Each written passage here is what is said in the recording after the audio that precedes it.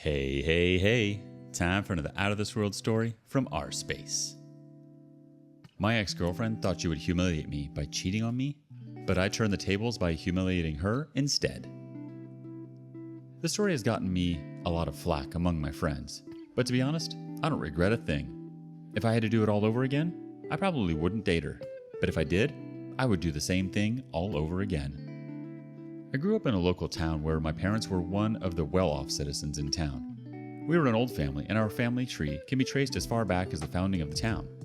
My parents were people conscious about the growth of the town, so they were on a lot of city boards and did a lot of welfare programs. This made me and my sister enjoy some sort of celebrity status in town. I didn't notice it at first because I grew up with that kind of thing, but my parents worried about stuff like that getting into our heads, so they sent us to school outside of town. That was where I knew that we had been treated differently. I didn't mind the new anonymity because it gave me the chance to pursue teenage mischiefs without worrying about the image I was projecting. I didn't do anything wild either. The extent of my misdeeds was egging my history teacher's house on Halloween with some of the other kids, or sneaking to buy porn mags from the adult store. But all that stopped when I became a senior.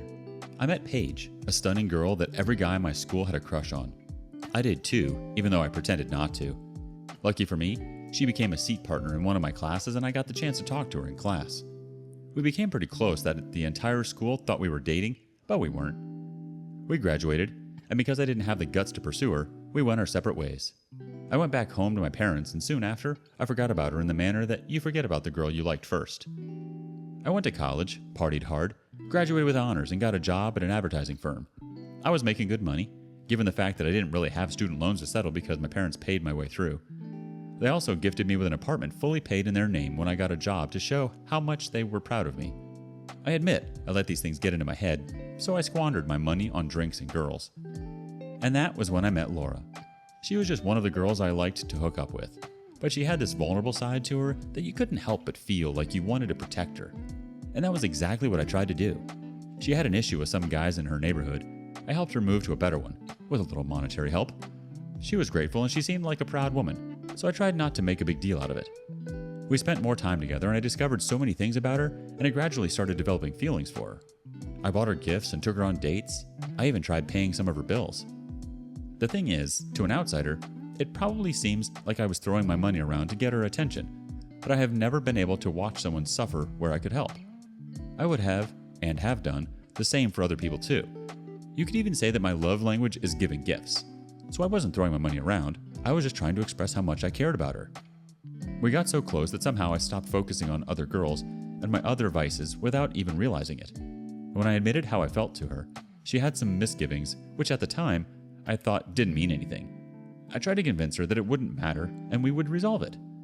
I didn't have to ask her to officially become my girlfriend, it just happened. Just like I didn't ask her to move in with me. It also just happened. She came over one day to spend the night and never returned to her apartment after that. But it was after she moved in that I discovered some unflattering things about her, like her being a slob and extremely lazy. She was also a flirt, but I knew she didn't mean it. It was just one of those things for her. I made allowances for her vices because I knew I loved her, and I knew that loving meant you had to love them, bad habits and all. Besides, I knew I had my bad habits too. She complained about me spending too much, and I tried to fix up. I got my sister to manage my finances in an official capacity, she's an accountant, and reduced my spending. I believe that knowing you have vices shouldn't be an excuse to not change or improve. I genuinely listened to all her feedback and tried to change, but whenever I tried to ask her to change her ways, she became defensive and complained that I was being too judgmental and that I didn't know what she had gone through for her to be the way she was. I didn't allow it to stop me from still asking her to change. I even offered to pay for therapy sessions so she could work through her issues, but she accused me of trying to throw my money around again. At this point, she was working a minimum wage job and was barely contributing to our living expenses. I did all the housework too, and she made it harder for me because of her sloppiness. She didn't cook, and she liked having us eat at expensive places even though the tab was going to be covered by me. Then I discovered texts between her and her coworker. They had an emotional connection that seemed to even rival our closeness. That was where I drew the line. I loved her, but I wasn't going to share her with another man, even if they weren't having sex. I broke it off with her right there and then. We had a screaming match before she packed up her stuff and left the apartment. The next day, I regretted sending her away, but there was nothing I could do again at that point. I spent the next 6 months alone, picking celibacy over meaningless flings. I met her again at a restaurant almost a year after that, and the sparks between us ignited again. Only this time, it was better than what we had before. I apologized for going off on her, and she apologized for making me doubt her feelings. We slowly started another relationship.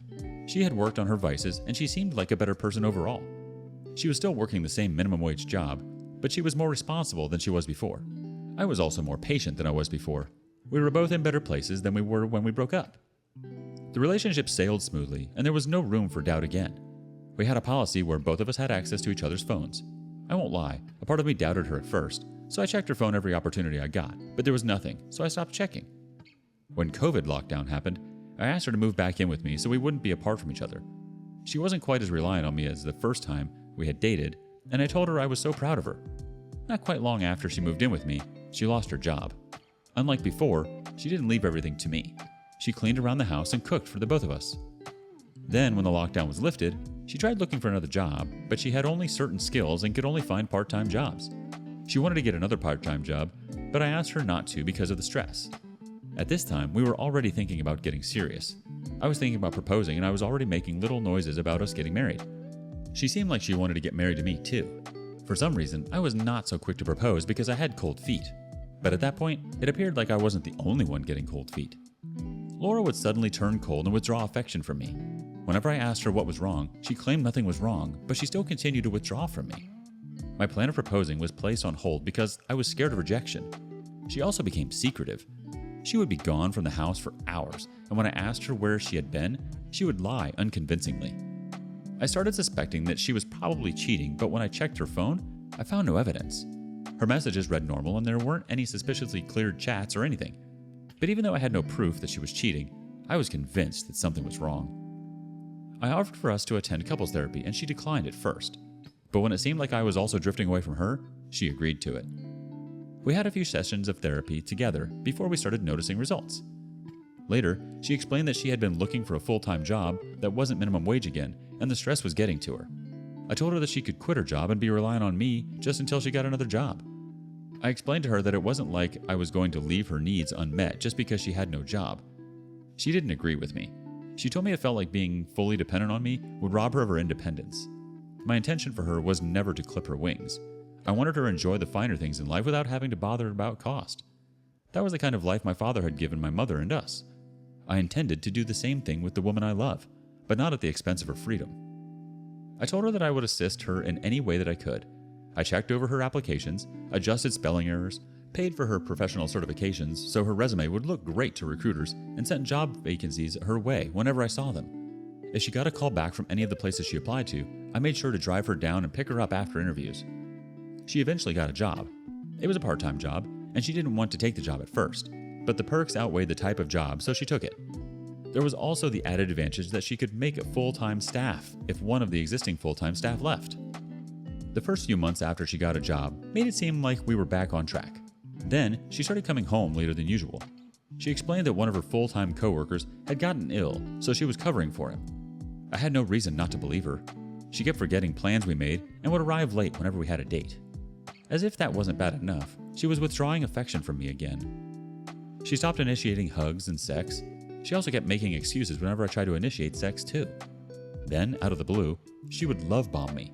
It was later that I got to know that it was love bombing. Love bombing is a technique often used by narcissists to manipulate their partners. In any case, it was multiple displays of affection, trying extremely hard to please me even if it meant going out of their way to do certain things.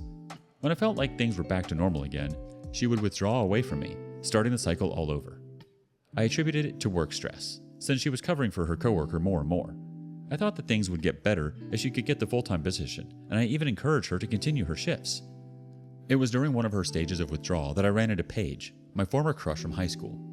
We met when I went on a grocery run at the store, and she recognized me first. We caught up a bit and exchanged numbers so we could catch up some other time. As promised, I hung out with Paige again and introduced her back to the rest of the gang from high school. She explained that she had just gotten a job in town and that she would be starting that same week.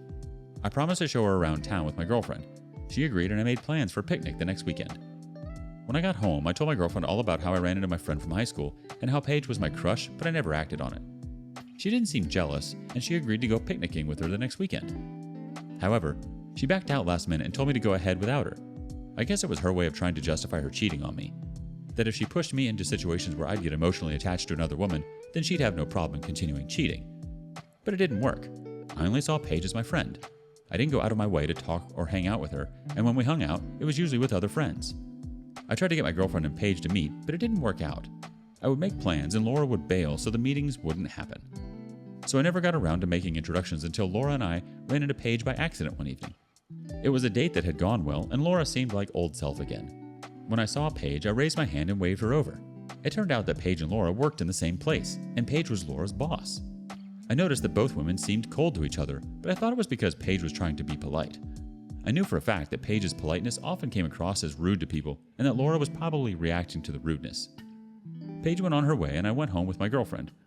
When we got home, Laura and I got into a fight because of Paige. She accused me of trying to undermine her at work by befriending her boss, and that it was more than enough that my father had helped her get the job, and I was now friends with her new boss. I was really hurt at her accusations, which weren't true in the least, so I left the house. I crashed at one of my friends that night. The next morning, when I returned home, she seemed to have calmed down and even made me breakfast. Then, when she asked where I spent the night, and I told her one of my friends, she seemed disappointed. She tried to get me to confess that I had spent the night at Paige's, but I hadn't, and I couldn't admit to what I hadn't done. I told her to grow up if she thought I would head to another woman's house after I had a fight with her, and that I was very disappointed with the way she was thinking.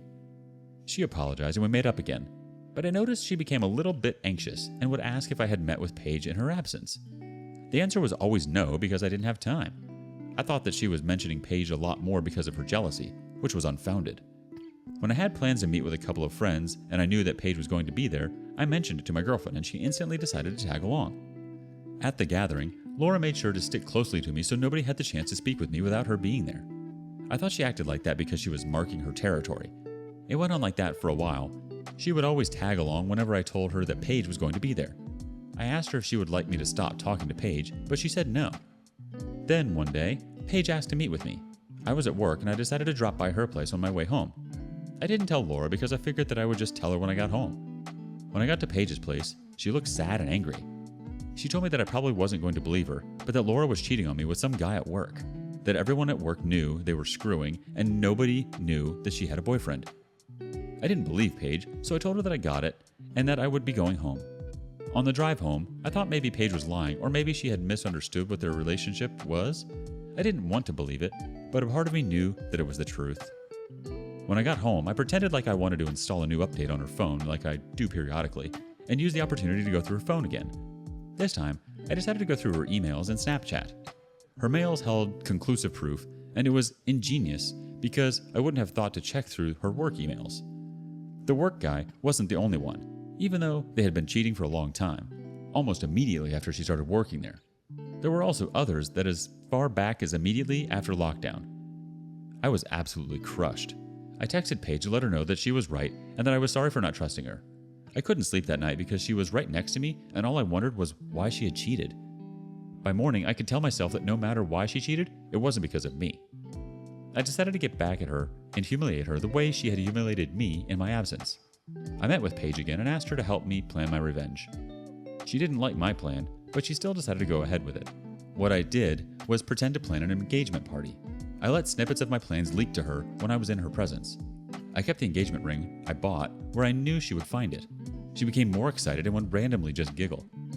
When it was near D-Day, I suggested that she get a manicure. She went ahead to get the manicure and even bought a new dress. I didn't let her know anything until D-Day. I asked Paige to help invite her work lover and a few of her other work colleagues. On D-Day, I told her I wanted to go and hang out with some of my friends and asked if she wanted to come. The jacket I was wearing had a bulge, but I pretended not to notice. She went to get dressed and even applied makeup. We drove to the restaurant in silence. When we got there, everyone I invited was already there, including her work lover. She didn't notice him because she was clinging to me.